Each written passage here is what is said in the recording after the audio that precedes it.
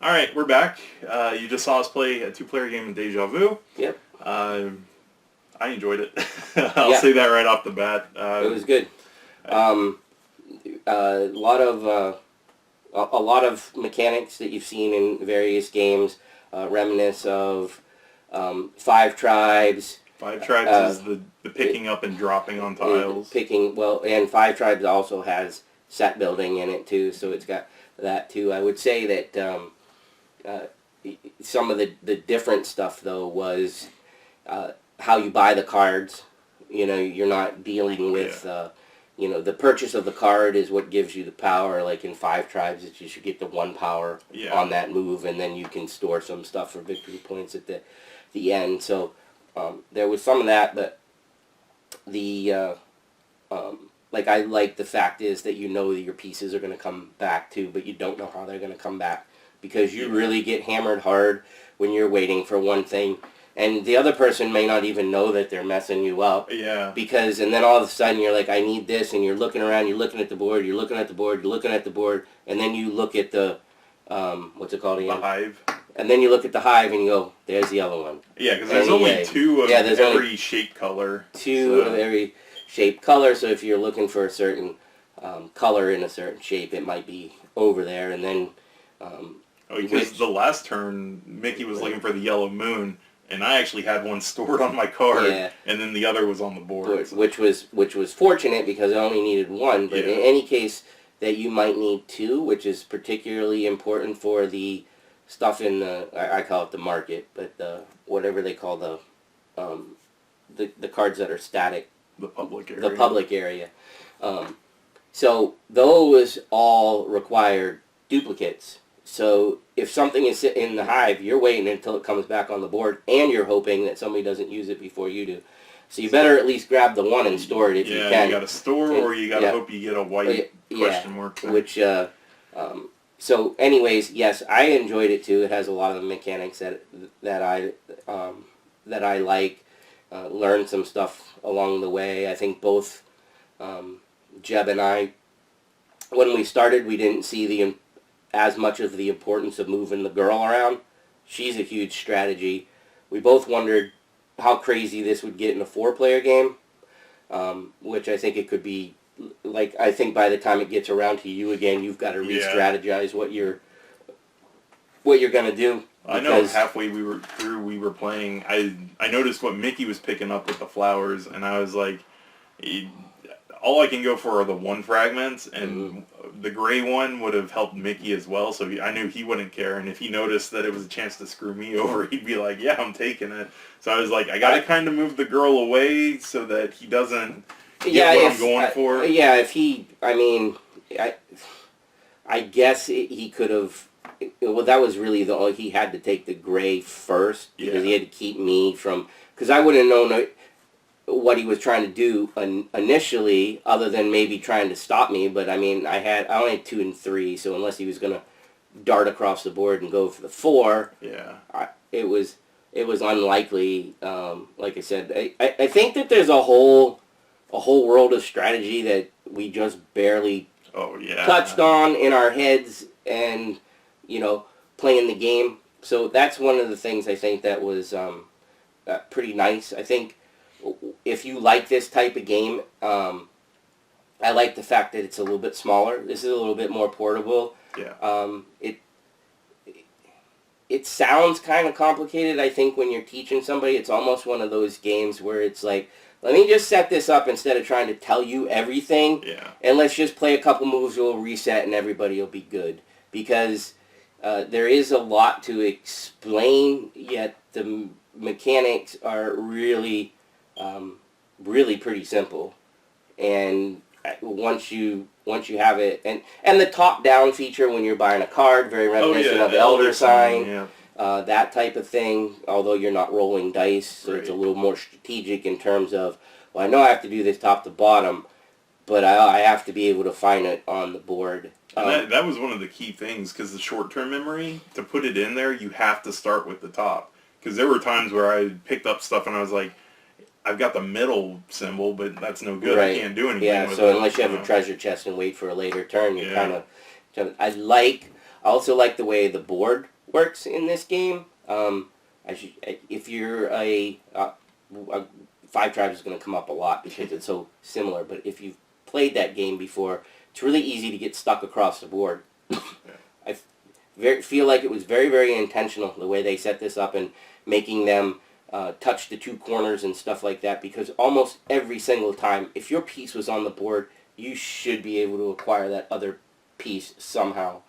Yeah. Like, there was almost no combination that you didn't have to, because you could zigzag with the way they did that. And it does. And if they had not done the touching of the two corners and let you do like a straight line, you could have been way out here, not had something, had to work your way back in. The game wouldn't be nearly as fun. Yeah. Because you were right at the edge. I feel like the score was probably a little maybe skewed in terms of, I think it might be closer in 3 or 4 player game. Not that it was far apart. I just feel like there was a couple, like, there was just it stayed close a long time. Yeah. And which I mentioned when we were playing. I know if it's not edited out, you'll hear it. If it is, I think one of Jeb's big advantages was he had a question mark really early in the game. I never saw one in my hand. The entire game, I was never able to build one. Towards the middle of the game, when he actually got that out, because it stayed in his short-term memory a little bit, that like every turn he was almost assured to get a symbol of what he get of anything he needed in the future. And on top of that, unless he was using it to pay for one of the public cards, it was always going to provide him a victory point too. And I would have counted for the public ones. Oh, that's right, because it's a white. Yeah. Well, it's also white, and they're white. But so I rewind that a little bit. It always provides him with a victory point. Whereas I was stuck, even though I did a really good job of matching such a good the job colors. I got lucky that way, just because of the cards in my hand. But him having that towards the end of the game, that always probably ensured most of the time 2 or more. Yeah. Because he was going for one, probably at least trying to get one color that matched the card. Then he was like, well, cool, I can get this white one too. So there's 2. At the end of the game, that wasn't a huge spread on points. I think he had 18, I had 15, or he had 16 and I had 15, something like that on those. So I think that was the only... but it allowed me to catch up. That's my point. It was a big catch-up for you. And the other stuff was, like, he just whittled away. That's why it ended up being so much higher. It was like, that was 1 point different, and then the matching colors was 3 points different, and then the public card was, I had 18 and you had 22, so 4 point different. That one, yeah, so it was like, it was just chip, chip, chip all of a sudden. Would you have 90? 97 or something. 97, and I had 83, so it was over 10 points, but if you put 2-3 points on each of the different categories, boom, you're at 10. So that's why I said it doesn't, like, it felt like it was a lot closer than that score, at least to me it felt like it was closer than that score indicated, and I think that a lot of times the game is going to come neck and neck down to it, which in my mind makes for an excellent game. Not to mention that it's a pretty beautiful game too. All the artwork. I wanted to mention that. I love the tableau, or like the panoramas of all the things. Because when I was building the red one, I was like, oh, this is pretty cool. Which is very Taikado. Yep. Or did I say Taikado? So, anyways, the rating on it for being a 10...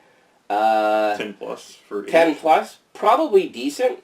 If your kid is strategy orientated, they could probably go a little bit lower because there's not any reading. Yeah, the mechanics are easy. It's just like you'll see when you play how strategic you have to be able to like master it. So I mean, if they like strategy stuff and they can match symbols, it's not. You could probably go a little bit lower. I mean, shoot, there's kids that are 6 years old playing Pokemon, and they just memorize the cards, so there's probably no reason. But it is a strategy game, so if they don't like to sit still, it might not be their cup of tea. So I'm going to say 10's about right. 45 to 90 minutes might even actually be a little bit long. Depends on how long it takes with 3 to 4 players, because I feel like once you had a grasp of the game, I felt like even our turns, there was a couple turns where I had to sit there and the look longest a little thing bit. for me was just trying to figure out how to get the starting tile to the ending tile, the path to make to it, because. But what I think would change in 3 to 4 people is you can strategize in advance. Like, I need that thing. Yeah.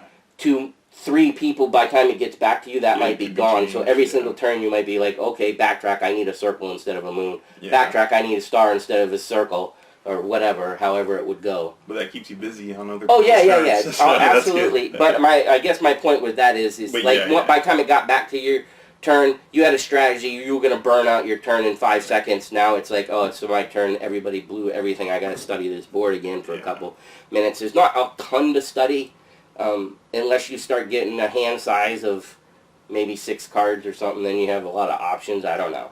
Even then, like by that time, probably close to the end of the game. You probably have it. That's, to me, that was the 2 biggest thinking things were, like Jeb said, how do I map around to where I want to get, and are the things in a group on the board? Because usually sometimes you needed 1, but a lot of the cards are 3, and it's like, do I have both of those in the same color somewhere? Because don't forget, I know they don't need to match to score the card, but if you wanted to try to score it all in one turn, you got to be able to pick them up, and that indicates it has to be the same color. And that makes the treasure chest super valuable.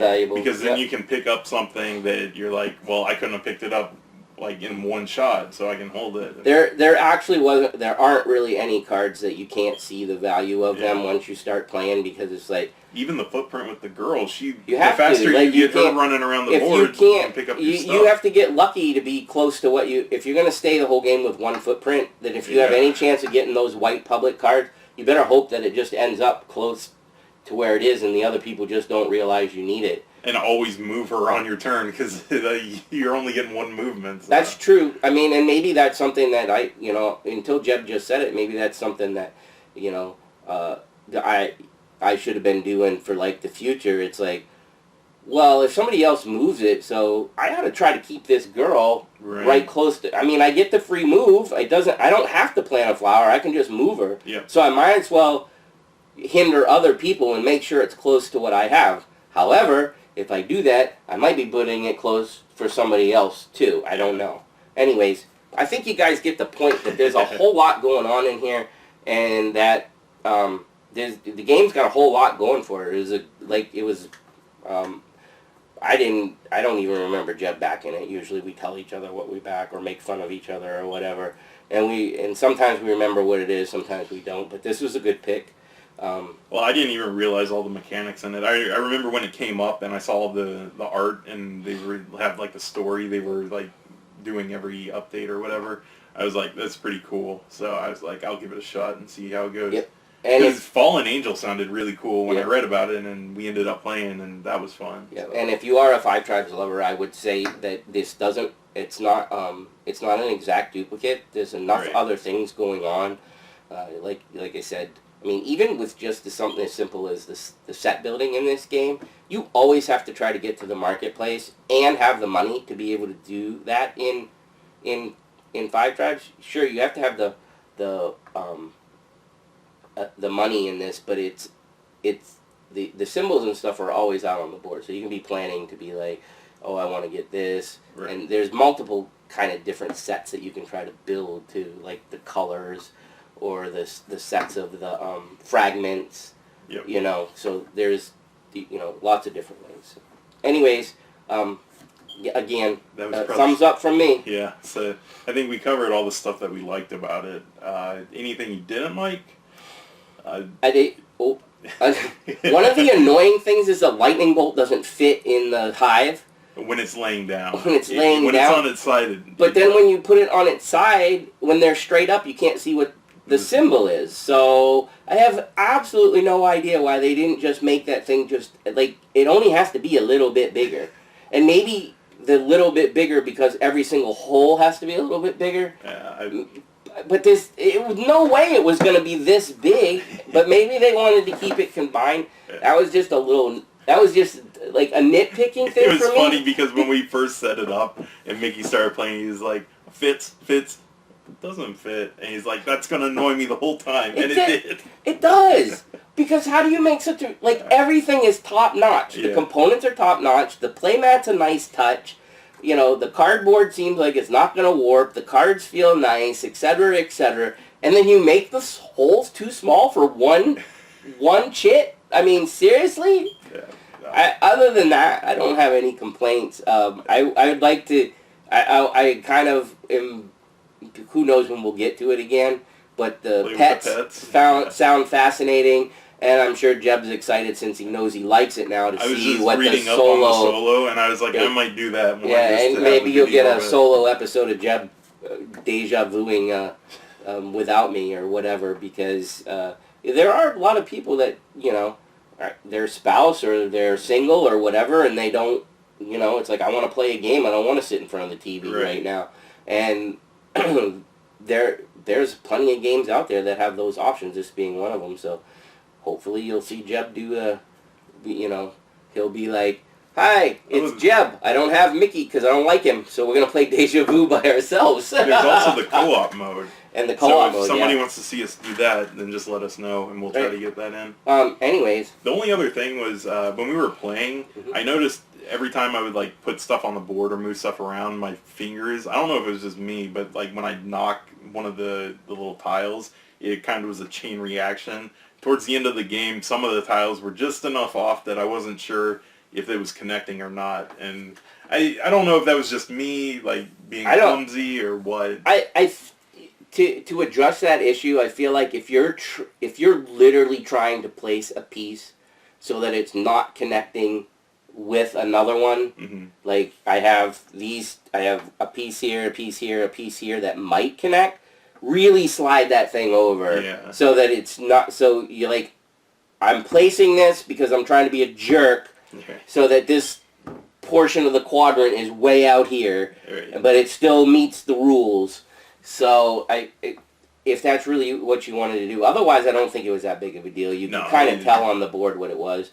Speaking of that, though, with things like that, as cool as the pieces are, having them cut into different things, it does cause for a lot of rolling around and things like that. One's a circle, the circle and the star, and the moon. So they don't just plop down sometimes. It's certainly not a big deal. I'd rather have the cool what they have looking now things than just like a little chit that has the symbol in it. That would be lame. This is much better. So just in case that kind of stuff, in case that kind of stuff bothers you, but I don't. It shouldn't. In terms of things to remember, honestly, I think if you do like 2 turns and just remember the turn order, I think you've got it for the rest of the game. The only thing with moving the grill and sewing or planting the flower, that can be done at the very beginning of your turn or after you build your cards. And that's all you got to remember is that it can happen in either one of those two. Right. When you read the directions or the rules, it sounds a little bit funny, and you're like, why are they phase doing... 1, plant a flower, but this can be done after phase 3. But, so you're kind of like... the way they word it. I was trying to figure a better way to word it, but without making another phase that's just a repeat. It's like... It doesn't... like I said, it sounds funny. As soon as you play it and you realize why they did that, you're like, oh, I know when I can do these 2 things now, and it's not a problem. So it just... It flows really nice after that, and it almost seems like the phases are just natural. You just don't even... And if you did forget something, most likely you'd be able... The only thing you couldn't rewind is if you had like a 6 or 8 space move, and you got to the end, and it's like, oh, I didn't want to do that. What we found with 5 tribes, we would set it on its side. Yeah, but this doesn't... That's a lot harder. Yeah, I know. It's a bit harder, but if you kind of try to keep that up... 5 tribes literally says to do that. Yeah, it says, like, put them on your side so you can backtrack if necessary. I don't necessarily think that's gonna be necessary often in this game. I was just trying to think of stuff that might be. What I found helpful was just counting them out before, and like just, count it out before you pick them up. Yeah, and also kind of like there were times where for the 8 one, I was like counting out, and I made sure Mickey was watching so he could kind of remember if I messed up. But anyways, I don't think that's a huge deal. So I honestly don't. The only thing else I could tell you to try to remember is like all your different scoring options. Honestly, discarding cards is an option. An option, because we weren't completely like I was reading through the book and I was like, oh, we can discard them, and that was like halfway through the game. So that's one thing to keep in mind is that you can discard at the end of your turn. Yeah. So redraw. Like earlier, I could have been like, oh, I'm not going to play this. I'm not going to play this, and maybe I could have found that question mark that potentially could have made a difference. I don't know. Like I said, I mean, if we got the question mark close to the same time, maybe there's a possibility I keep up with him once he started firing up. Right. But that's hindsight. I have no idea if that would have been the case. And if I get rid of some of those cards that I could potentially use and don't get one, then I could dig myself a bigger hole. So what's the best thing to do? I don't know. Anyways, so I got nothing else. Yeah, I just want to say that the components blew me away when I opened it, because the mat, like I wasn't expecting that at all, and I like having the mat with stuff on it. So, and then all the art and everything. So, aside from that, they did Fallen Angel, and Mickey and I both played it, so we know how to play it, and we're trying to get to it at some point. If you guys like poke and prod us, then we'll move it up on the list. But that's another game we want to get an episode on for these guys. Yep. And other than that, I think that's all I had. So please like, subscribe, comment. We got a coffee for tip jar if you guys want to do that. Any recommendations on games you want to see? I think that's about everything. Until next time, see ya.